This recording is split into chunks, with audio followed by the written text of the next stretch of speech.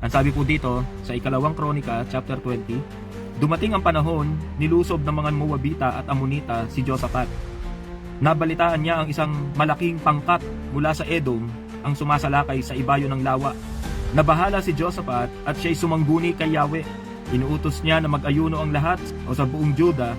Nagkatipon ang buong bansa upang sumangguni kay Yahweh. Pagaya ngayon, may inaantabayanan tayong bagyo na papasok. Natayang signal number 5, ang bagyong Uwan. Base sa mga datos, sakop talaga yung buong Luzon. At marami sa atin nababahala. Lalo na nung nakita natin yung nagdaang bagyong Tino na sumagupa sa may Cebu. Nakita natin kung gaano kalaking pagbaha ang naganap. Yung mga sasakyan nagsalasalansan sa sobrang laki ng baha. At makikita natin doon na sa mga video, nakita natin yung mga tao nasa bubong na. So ganun katindi yung naging pagbaha sa lugar ng Cebu. At ngayon ay panibagong bagyo na naman ang papasok. Ito ay nagdudulot sa atin sa ilan ng pangamba at pagkatakot. So dito makikita natin sa ating binasa, ito yung panahon na kung saan dinigma ng Moabita at Amonita si Haring Josaphat. Naglagay sila ng isang napakalaking hukbo upang salakayin ang bayang Israel.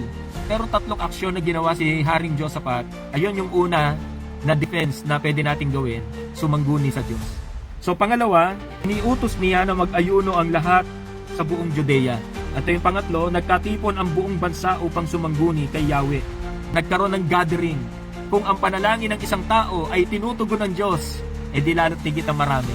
Sa panahon ng kabagabagan, sa panahon na nababahala tayo, gayahin natin yung ginawa ni Josaphat. Sumangguni kay Yahweh, nag-ayuno, nagkatipon-tipon. Amen po ba?